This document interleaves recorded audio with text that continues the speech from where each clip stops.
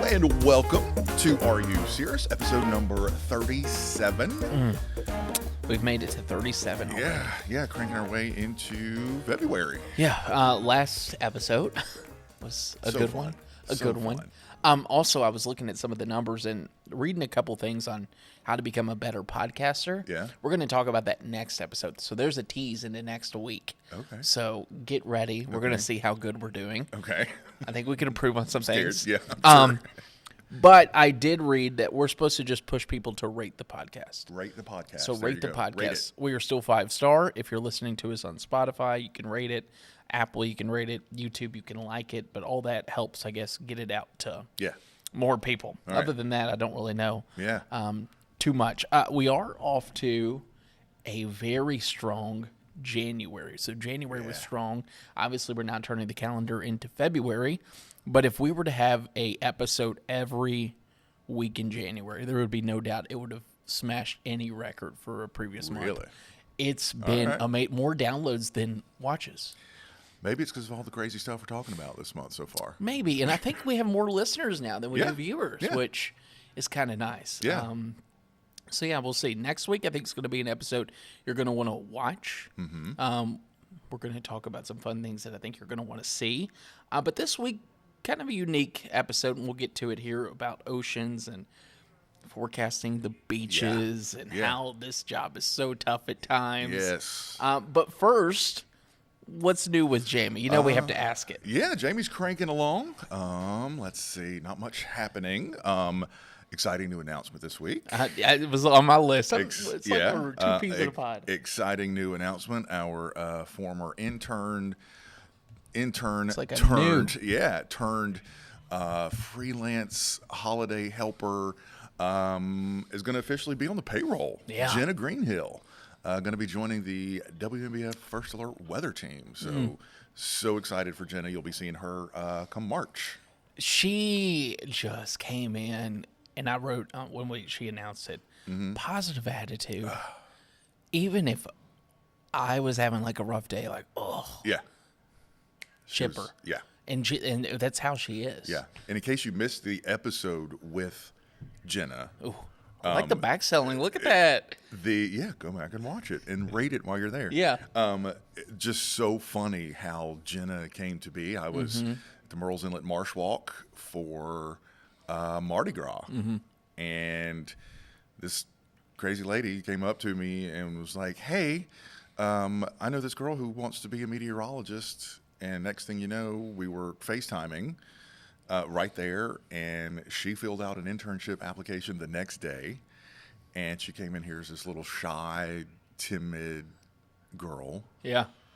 and she left here a different person. Completely different. She Confidence is through the roof. Blossomed Yeah. while she was here, and it was amazing to see.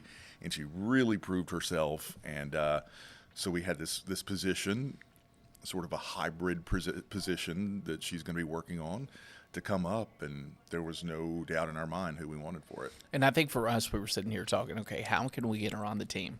Yeah. Because we were worried.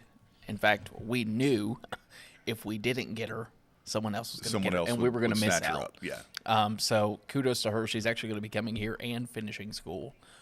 So Which is incredible. kudos to Jenna. We Yes, can't wait. yes. It's going to be exciting, no doubt about it. Exciting announcement. What about you for the rest of the week? Anything else? Yeah. Yeah, same. Yeah. We're two boring people. Yeah. I was kind of just trying to do something over the weekend, and the weather was nice, but the more I thought about it, I was like, you know what? I'm just going to sit outside Yeah. on the patio, Yeah. on the porch. We took Brooks out. We have this outdoor bubble maker now. Nice. And he's fascinated with the bubbles. Same. Yeah, me too. And just seeing also, too, the weather nerd in me, how the winds would shift which way the bubbles. Yeah. We had a variable wind on Saturday. Yeah. Nerd alert. So you could see like the bubbles going off different directions. Well, I which went was to fun. Charleston over the weekend on Oh, Saturday. yeah. Well, took a day Impromptu. trip. Yeah, a little impromptu day trip to Charleston on Saturday because the weather was nice. I was like, I don't know. You know, I don't want to work outside all day. So Yeah. What down was the to crowd Charleston. like? It was packed. Yeah. Good. It was hot. It was hot. It was just muggy. Yeah. On Saturday. Yeah. And it's in and out of the fog, and which, you know, it was fine. Yeah. down there shopping and eating, so I didn't care. I love Charleston, but every time we go back, it's more packed than the last time. Interestingly enough, this time didn't even go into Charleston. Just sort of Skirt around it. Sorry, Charleston, I'm kind of over you. Yeah. The Like snobs. the heart of Charleston. Yeah. I'm over the parking. I'm over the traffic. I'm over King Street. I'm over Meeting Street. I've done it. I've seen it. Schimm Creek, Mount Pleasant, hung out in all those places. Yeah. And had a better time. And they still have interesting things that you could go do at. Yes. In fact, I enjoy it. I think a little bit better. Yeah. It's cool, especially if you're taking someone to Charleston and say, hey, Right. let's go into downtown. But other than that, No. avoid it. No It's like use. Ocean Boulevard for us in the summer. In June. Yeah, no. We're Don't not need going to go. We loved the questions we did last week, kind of getting the conversation started. I feel like you're a really good storyteller, and I'm a good planner. Yeah. And that's why we're that's two why peas we- in a that's why pod we here. work. But I was thinking of a question that we could have a little fun with before our topic. What's one thing that if you were building your dream home or you're moving into your dream home that you absolutely have to have? What's one thing that you would want? A beautiful, fairly large greenhouse. Okay. Yeah. Okay. Yeah. I could see that. Or sort of an attached greenhouse. Not a sunroom, but like a greenhouse, but maybe attached to the house. Big, Yeah. beautiful, That's good. just full of just dripping with plants. Okay. Yeah. I could see you would never leave the I wouldn't. greenhouse. I wouldn't. I would just be, hang out there all the time. Pull up a cot. Yeah. Mine's similar, but it's not greenhouse. It's outdoor space. Mm-hmm. We have a lovely outdoor space at our place right now, but I would love to just have a dream house that's a little bit more elevated. So an outdoor fireplace, Yeah. TV up, Yeah, to where I yeah. could literally live out there. Yeah. And I have everything I could possibly need. Maybe a nice sectional out there, roof over top. Oh, couldn't. Mm-hmm. Yeah. I would couldn't love imagine. it. Would love it. Outdoor space. A lot of Yeah. people, I'm sure, would probably say, "Hey, yeah, I want this nice kitchen for me. Nah. It's got to be outdoors." Yeah. Give me a small kitchen that's less to clean. But outside, yes. Yeah. Okay. Cool. Yeah. We're the same person. Yep. Well, I say we dive into it because Let's do it. I see what you did there. Dive into it. Yeah. I don't know how you want to go about this. I was thinking, how do we do this? But let's just introduce it. This all got brought up. There was someone that commented on our YouTube page saying, "What are the difficulties of forecasting in Myrtle Beach?"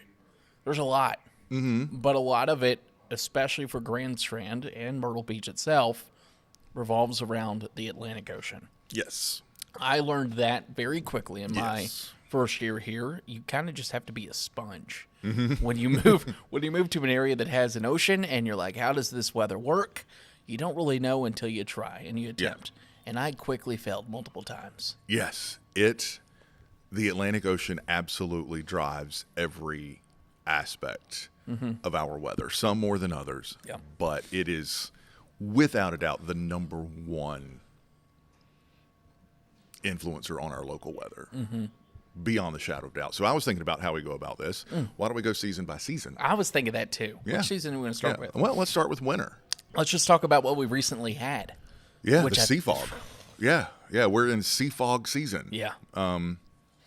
Yeah, sea fog. So let's.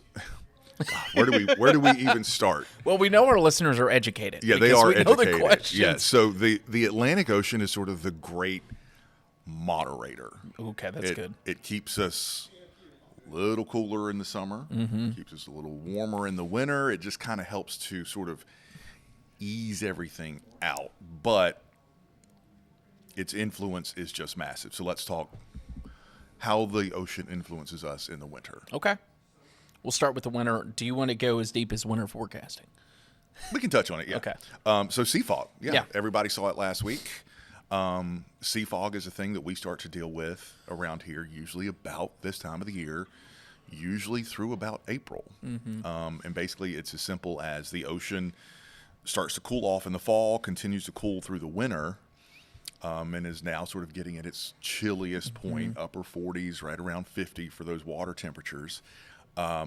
But like last week, when you have a pattern of warm air coming in, if it's coming off the ocean, if we have an east wind or a southeast wind, if it's warm air and if it's humid air, you're going to get sea fog. Yeah. Without a doubt. Yeah. Instantly. And let's talk too, because I think a lot of confusion happens, and I got a message about it too, and I try to respond without coming off like so smart aleck. It's really not the same as anything we see with a radiational fog in the typical summer night. This is not because of clear skies. In fact, you can have sea fog from cloudy conditions even with warmth. We had that. The main place that this comes from and originates is the Atlantic. So what we're seeing, especially if you're outside of the sea fog, like maybe this past weekend, we went down to the Market Common area, and you could just see what looked like a scary movie coming your way. And that sea fog goes back and forth, depending on the strength of the wind. But out over the Atlantic is where the visibilities are down to nothing. And it just sits there until the winds either shift slightly. I think it was Friday we had the wind shift a little bit more southwest and kind of push the fog a little bit up towards Brunswick. But you get a strong easterly wind of warm air over a cool Atlantic. And you're going to get sea fog. And we will continue to see sea fog in the right pattern until the Atlantic water temperatures start to come up. You need that difference in air temperature, water temperature, and humidity. So usually by April-ish, the ocean starts to warm up enough that you're not going to get big sea fog. You can still kind of have that haze near the beaches all the way through May sometimes, but that thick sea fog, we're in it. I'm glad you brought up temperature difference. So let's go back to winter forecasting later. The temperature difference of the Atlantic and just the typical land, let's say Conway, Aner, Florence, that is the main driver for a lot of here in the Atlantic. So as we transition into spring, severe weather season, summertime as well, the temperature differences start to get pretty drastic. We've talked about this, I think, in a couple of episodes in season 1. You get a drastic temperature difference. Eventually, that warm air over land has to rise. So that warm air rises. Say, let's just take Aner, for example, Conway, even Myrtle Beach. Say the temperature is 80. Atlantic might be upper 50s, lower 60s. Warm air rises. Well, that warm air has to be replaced with something else.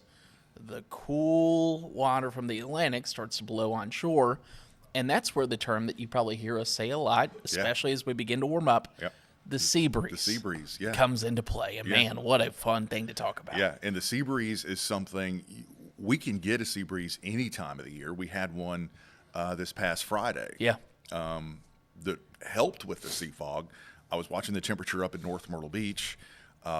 It went from 75 to 66 in an hour. As the sea breeze blew on shore, the fog came in, down the temperature went. We were on record watch there. So the sea breeze is always something. And as long as, if air temperatures are getting considerably warmer than the air over the Atlantic, you're going to get a sea breeze. 100%. They're less common this time of the year because the difference isn't as big as it is in the summer. The temperature difference between the land and the ocean isn't as big. But occasionally, even in the winter, we can get a sea breeze. I remember, too, when we were talking about this in some of the earlier seasons, one of the questions Mark brought up, and I don't think we ever addressed it because we said, we'll save that for later. What's it like to forecast the sea breeze? It's very difficult. I'll even say the models don't do a great job with it. No. If you were to trust a model output for Myrtle Beach or North Myrtle Beach, you will fail miserably. Depending on the warmth and depending on the time of year, that sea breeze usually moves on shore at a different time. If we were to have super warm air across our region, you're more than likely going to see a sea breeze move in around lunchtime. Also, to throw in even more craziness, the wind direction. Wind direction makes a big difference. A huge difference in the sea breeze. So typically the east, southwest, or southeast wind, wind coming from the Atlantic over the land, will usually influence the sea breeze to move on shore faster. It's moving with the wind. Temperature difference is already there. And moving further inland. A lot of times early in the summer, May, June especially, if we have already in place an east or southeast wind, you get a hot day, that sea breeze will haul all the way past I-95. I've seen it well past Florence into Darlington. I've seen them make it all the way to Columbia and Charlotte before, a sea breeze. If you have a west wind, you get what's called a pinned sea breeze, where it tries to develop. But if you have a west wind, that sea breeze just will not penetrate inland. It'll be stuck right there on the beach. When I do the noon, my favorite thing is around 11 o'clock before the noon. you can usually look at the temperature map and say, okay, are we going to have one today? And if so, how far inland is this going to go? And then it's just kind of finagling the forecast. North Myrtle Beach, the position of that sensor is magical because we will see the sea breeze hit there first. Yeah. To where, okay, it's coming, or we need to bump temperatures up. If we don't see that sea breeze by noon or even 11:30 on a hot summer day, I start to get a little worried with my forecast. Yeah. All right, where is it, and is it coming? And that could really be the difference maker on the summer days, the hot, humid summer days. Not to mention when you have the high heat, the humidity, then you talk about storms. Yeah. Which is a whole nother thing. Yeah, let's go back to winter though. Okay. Because the ocean just really throws a wrench into winter forecasting, even in our bitter coldest winters. The ocean, relatively speaking, is going to stay warm. And you got to remember, you don't have to go too far offshore until you run into the Gulf Stream, which is always very, very warm. Yeah. So even in the most perfect, wonderful, cold setups for winter weather, if you have any type of an onshore component to your wind, even if it's northeast, you're going to gradually start warming up your temperatures. So whatever frozen, freezing precipitation threat you had, you're always watching for that intrusion of warm air, because as cold air moves out over the ocean, because the ocean is so warm and so massive, that air starts to moderate really fast, really fast. You get low pressure offshore, circulation around it gives us an east or northeast wind. You're going to start slinging that warmer air right back in here in a hurry. Yeah. Usually way faster than the models think it's going to happen, which is always such a huge issue for us. That's why we have to have bitter cold air and the perfect storm track for any significant winter weather here. And that perfect storm track, as we've mentioned a million times before, low pressure across central Florida, and then basically continuing out to sea, not making that turn north, out to sea. And what that does is keeps us with a north or even a northwest wind that keeps the warmer air from coming back in. Any westward wind component in our area will significantly help your snow chances. Yes. I've noticed that when I was looking at some of the previous snowstorms that we've had, winds might start northeast, but they quickly turn northwest because that low is so deep south. Yep. If it's not, like you said, that northeast wind wraps around, and then it's just a cluttered mess, and a lot of busted forecasts, no doubt about it. Yep. I've never been in an area, and I'm from Kentucky, where these low pressures come through all the time. I've never been in an area, and I thought Kentucky and Indiana, the Kentucky-Indiana line was impossible to forecast for winter weather. But even for the Carolinas, outside of the mountains, this place is tricky. Yeah. Very tricky, and it will humble you completely. So I know when we go back to our winter forecast, when I said, hey, it's going to snow, I know that's a very bold prediction, but I'm still hopeful that we could get it, even if it's just a couple of flurries. So winter weather, tricky, obviously. The ocean is just, it's a massive element to everything that we do here. Yeah. Everything we do. Spring, let's move into spring. This is my favorite sea breeze season. It's spring into summer. The sea breeze gets on my nerves in the spring. Yeah. It's not always existed in the spring, which I realized. No. So obviously the ocean drives more sea fog into spring, like I said, usually through about April. Yeah.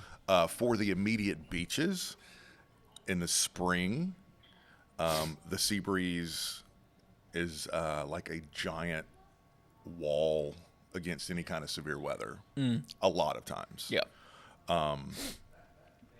So you get a spring day, temperatures in the 70s, maybe 80. You got a perfect setup for severe weather.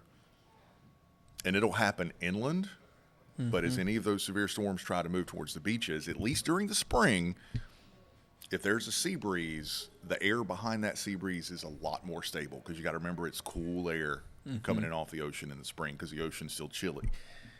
You will kill a severe thunderstorm in a second. Quick. In a second. So that's always something in the spring. And also in the spring, the sea breeze gets on the nerves because it'll be that beautiful day where it's 75 degrees.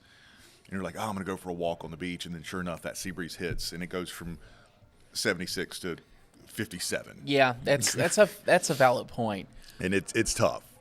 I will tell you, I think forecasting in the spring with the sea breeze is a lot easier, especially in the severe weather component. Yeah. Which for me is why I love it so much. If there is a Storm Prediction Center outlook in the spring, I can guarantee you it will be a level 2 or 3 across the I-95 corridor with a sharp cutoff right through Horry County. Yeah. I remember, I think it was 2 years ago, we had a level 1, 2, and 3 risk for all of Horry County. Yeah. Because it's accounting for that sea breeze. So the confidence, at least in severe weather for us, at least for the Horry County area, very high. Yeah. Because we know that sea breeze is going to kill a lot of those thunderstorm dynamics. Now, we get into, the summer months, and that's where things begin to change. There's a lot more moisture that comes in. A lot more moisture, and there's a lot more energy in the atmosphere. Yeah. So as that sea breeze pushes inland, it's almost like it's like a miniature cold front. It's a small cold front, and we've all seen it. If you've been here long enough, it starts to fire off storms. Yeah. And those storms just kind of propagate inland with the sea breeze as far as the sea breeze will go. If you have the right conditions in place, some of those sea breeze storms will go crazy sometimes. I think 4th of July 2 years ago. Yeah, just insane. Just parked. Yeah. Sea breeze moved, and as soon as it felt like it was at a spot it needed to, parked itself. And if you were here for 4th of July 2 years ago, right? Yeah. Double-digit rain. What a crazy water spouts, event. lightning. Yeah, just crazy stuff. As far as my favorite type of storms, definitely the summer sea breeze storms are the ones. Yeah. Just you could get under some massive rainfall rates underneath and they're usually beautiful too. My favorite summer days are the ones where you're sitting on the beach, Saturday afternoon on the beach, good breeze blowing, it's not too hot, and you under blue skies and brilliant sunshine, and all you have to do is turn around and look, and there's just that wall of towering clouds as the sea breeze develops and heads inland. It's funny because the more I go to the beach in the summer, my family will make fun of me. Everyone will be looking at the ocean, but around 12 o'clock, let me turn my chair around and look the other way, and I'll pull radar up, and you can just see these towers filing through. But let's also talk about summertime where you at least get some relief. And that's where the sea breeze saves us. I mentioned, again, it's the great moderator. That's why it's really hard for it to get above 95 degrees here at the beaches. Yeah. Even harder to make it to 100. Yeah. Like you have to have everything lined up perfect to get triple-digit heat on the beach. We can do it inland easy, but on the beach it's hard. Now it's humid as all get out, so it feels like it's 140. Yeah. But because of the humidity that comes with the sea breeze, but the ocean, again, as you transition into summer, the ocean is warm, but it's still cooler than the air temperature. So that sea breeze also brings in that nice little downtrend in temperatures, usually just about every single afternoon. Yeah, every single afternoon. Yeah. There's nothing better than sitting on the beach. Yeah. And just, you could feel the sea breeze move right past you. Yeah, and those first, late May through June, that sea breeze will crank. Yeah. Because, again, the ocean is still warming up. And so you'll get a strong sea breeze. It'll be gusting 30 miles per hour here on the beach, just right in off the ocean. And it feels good. And for people wondering, too, why you always get that in the temperature difference, we call that a temperature gradient. So you get a big difference in temperature. Same thing with a cold front. Yeah. The cold fronts are always windy because you have this usually warm, moist air and this cold, dry air. And in the middle is where that front lines up. Same thing with the sea breeze. Yeah. So, we could have a temperature difference of 30-plus degrees in some instances. Yeah. And that is what creates the movement of air on shore for that sea breeze. I want to make sure I said that because probably like, how does this always happen? Yeah. And then as you get later in the summer, as the ocean temperature continues to creep up, your sea breeze gets weaker and weaker. Yeah. So usually by the time we get into August, those are the worst days. Those are the worst days. That's why our heat and humidity around here are usually so awful in August. It loses its intensity. So you may get a sea breeze, but it's hard to get it to go further inland because it doesn't have that big temperature difference. Yeah. And without that big temperature difference, you also start to lose your sea breeze thunderstorms. So it'll just kind of lumber in. It may drop the temperature a degree or two, but by August, it's pretty well done. And then we're just roasting through hell. Those are the days where we hibernate. Yeah. We do. Oh, it's so bad. Like 8 a.m. brutal humidity and heat. Fall very similar to what we see in spring, except just the opposite. You start to see a little bit more of a sea breeze take place. Not a ton. Fall weather around here can be fun. Fall weather can also be enjoyable, especially if you're a local. Yeah. September and October beach days. October for sure. You can't. Yeah, late September. I would say it's got to be after Labor Day, maybe the end of September. October, though, what a month to be a local. It's good around here, and it's usually. I always say September and October are great months unless you have a hurricane. Yeah. It's usually very quiet. Yeah. There's weather-wise, it's very quiet. It's either very quiet or you're having a hurricane. Yeah. And very, very busy, which we'll see with La Nina coming our way. A couple people asked last year. We've done this for a year, right? Yeah. Okay. Yeah, I think so. Yeah. A couple of people asked about the difference in our 10-day forecast, and I think this is a good place to put it.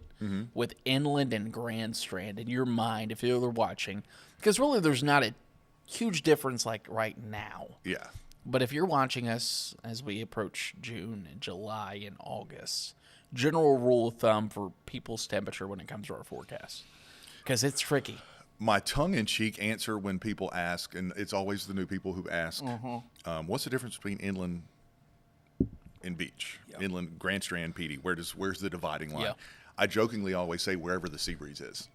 If you're west of the sea breeze, you're inland. If you're east of it, you're at the beach. But of course, that varies as we've been talking about. It depends. A lot of this time of the year, I basically use the waterway. Same.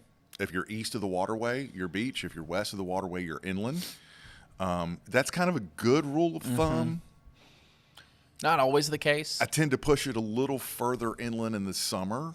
So basically, if you're east of Conway, so let's say Loris, Conway, down to Georgetown. If you're east of there, you're pretty well beach. Yeah. The most confusing area, there's not a defined line. There's not a marker. There's nothing on a map that defines it. It's just kind of a fluid. Carolina Forest. You listeners in Carolina Forest, you were literally the dividing line most of the time. Most of the time. And that's where the art of forecasting comes in. I know a lot of people fixate on your 10-day and 7-day, but it's where the graphics at least help us, where we have afternoon highs. And it lists Carolina Forest, Forestbrook, Socastee. Like, we could kind of then really pinpoint.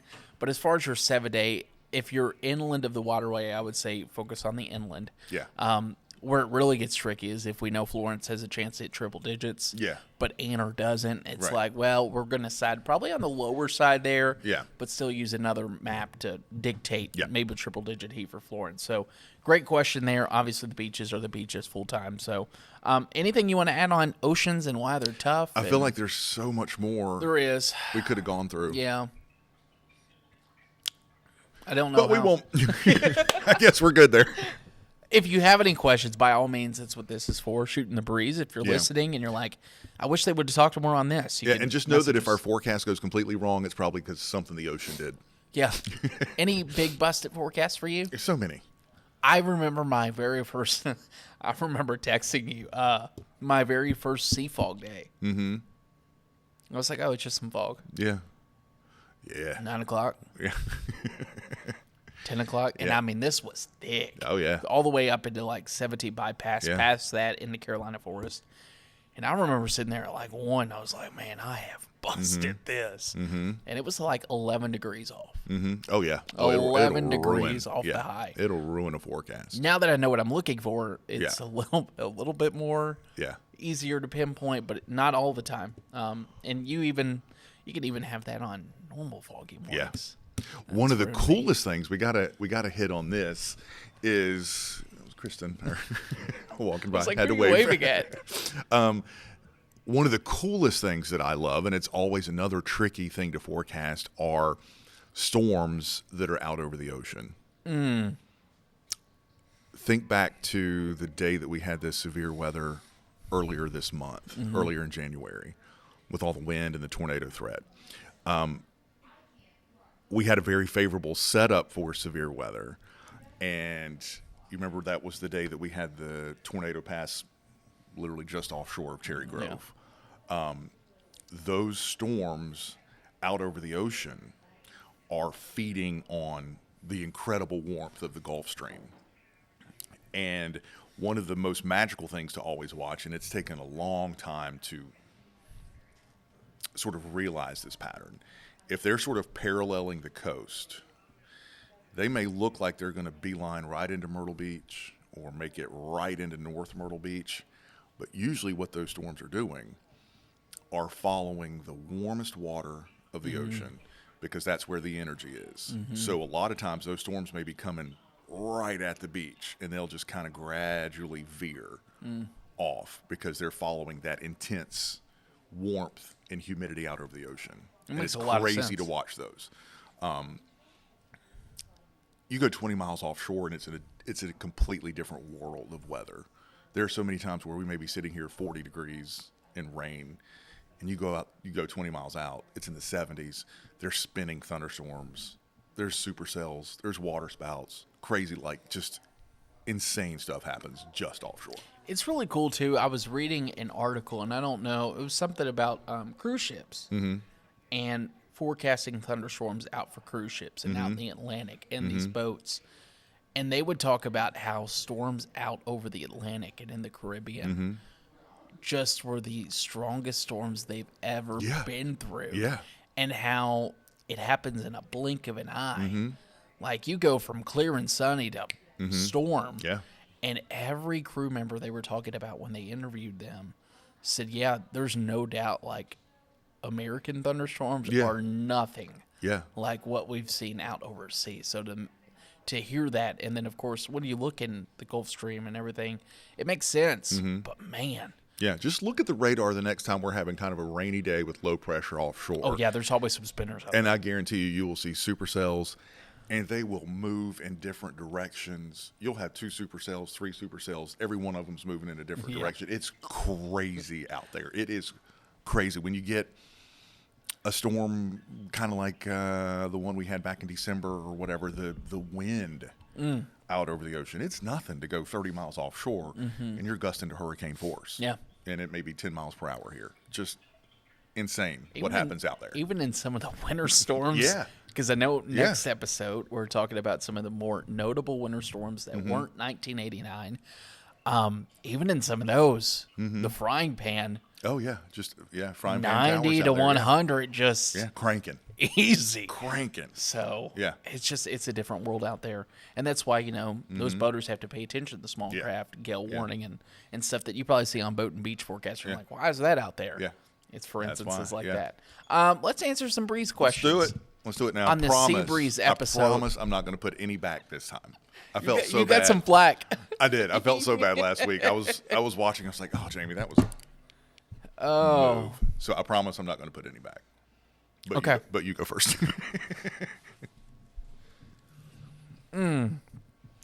What influences the paths taken by tornadoes and hurricanes? Carry. So the path of tornadoes associated with hurricanes. And it looks like 2.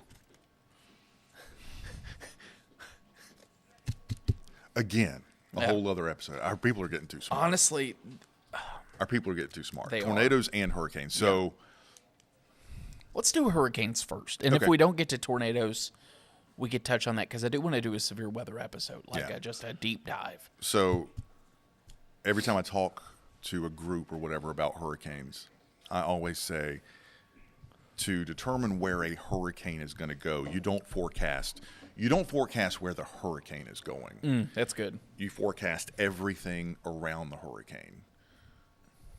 A hurricane moves, let me use my example, throw a leaf into a stream. And that leaf is going to follow the path of least resistance. Wherever that water current is going to go, that leaf is going to go. Yeah. That's how you forecast a hurricane. Yeah. A hurricane's movement. Because it's going to follow the path of least resistance. It's going to find any little weakness it can to make a turn, to make a jog, to make a wobble. Yeah. That's the simple part of how you forecast where a hurricane's going to go. And typically that could be the strongest winds wherever they're guiding. That could also be your Gulf Stream. It really depends on the time of year for that. But remember, too, when we're forecasting that, we can kind of see where that current's going to be. And then we could also see, okay, what's the water temperatures like along that current? Warm, moist water temperatures or warm water temperatures of the Atlantic, a warm, moist environment just fuels these hurricanes. If this were to be moving into colder water or start to track away from the tropics, depending on what that track would be, then, of course, the intensity is going to change. But typically they like to follow where the warm water is. Yep.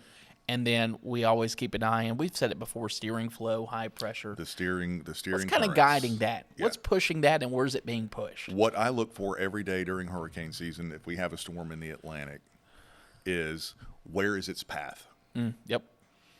As we all know, if you've paid attention, the vast majority of hurricanes out there make that turn off to the north. The vast majority of them miss us. They stay out there in the Atlantic. If there's a storm that we see popping up off the coast of Africa, in the central Atlantic, near the Caribbean or the Bahamas, first thing I look for is where's its path? Where's its path? Or, more importantly, is its path blocked?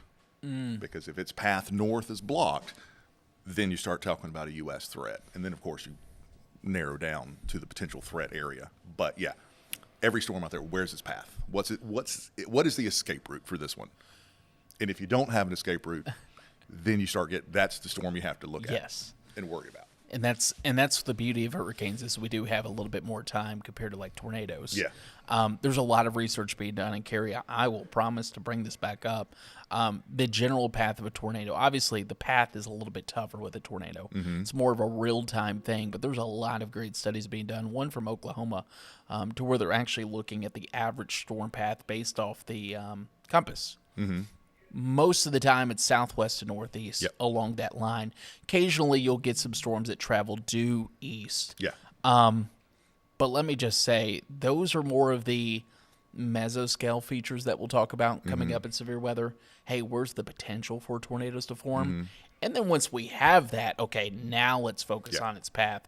It's not like hurricanes where we know there's a signal and here's where it could potentially be. It's completely different when it comes to that, and we'll touch more on that for the severe weather episode. In sort of the broad sense, a tornado is going to be dragged along by its thunderstorm. Yeah, great. So you get a big, tall thunderstorm. Yep. It's reaching up into the 40, 50,000 feet. It's into the upper level winds, and that's what's pushing it along. So the entire thunderstorm is getting pushed along by those upper level winds. Now, little tornadoes dragging right along with it. Yep. And that's kind of your general motion, but we And, can't forecast and most where storm motion is. that's going to happen. But usually southwest to northeast, especially around here. It's your turn. Yeah, okay. I was over here picking one. We're running out of time already. Can you please explain what a 30% chance of rain really means, Ron? I feel like we could do a whole nother episode on this. To let you in on a little inside baseball, we call it POPs. Yeah. Probability of precipitation. POPs. The most difficult question to answer, too, because it's different on the day for me. And I know I'm not supposed to say that, but I will. For instance, you can have rain that's going to come in for only a period of the day. Most of the area might see it, but yet I'm not going to forecast 100%. Right. Because it's not an all-day washout. Yes. Traditionally, it is the forecast area that picks up measurable rainfall in a given day. Yes. That is the traditional answer. Right. I like to say it is the percent of area that will see rain. Yep. Unless it's like a day that we had maybe earlier this week where we've had a little bit of light showers. I know they're going to be in and out of here. It's not going to take all day. 30%. Yeah. That's kind of the science of forecasting. Yeah. If you were to look at the National Weather Service, they're going to do the official term. Keep going. I was literally going to look up the Weather Service definition. Because theirs is something confidence times. It's ridiculous. And that's one of the reasons why we don't do science speak. Because it's the confidence of what percentage of the area will receive measurable precipitation. And for us, the confidence is just kind of, it always comes into our forecast. Like, I'm going to forecast something based on how confident I am. Correct. Even if a model says, hey, it's going to rain all day Saturday, if I'm not fully confident in that, you're not going to see me put a 100% chance of rain in there. So, right. Granted, I'm not going to explain that to the viewer because then we're going to confuse them even more. The Weather Service definition, the probability of precipitation, POP, simply describes the probability that the forecast grid point, so one point in your forecast area, in question will receive at least 1/100th of an inch of rain. So a 40% probability for at least 1/100th of an inch of rain at a specific point. Who the cares? That Love it. always go off on a rant. Yeah. That is where the psychology of weather again comes in. Ooh, that's a great episode. If I know that it's going to be a day where it rains from sun up to sundown, you're going to see 100% chance of rain. Yeah. Because it's simple. You see that, you know it's going to rain.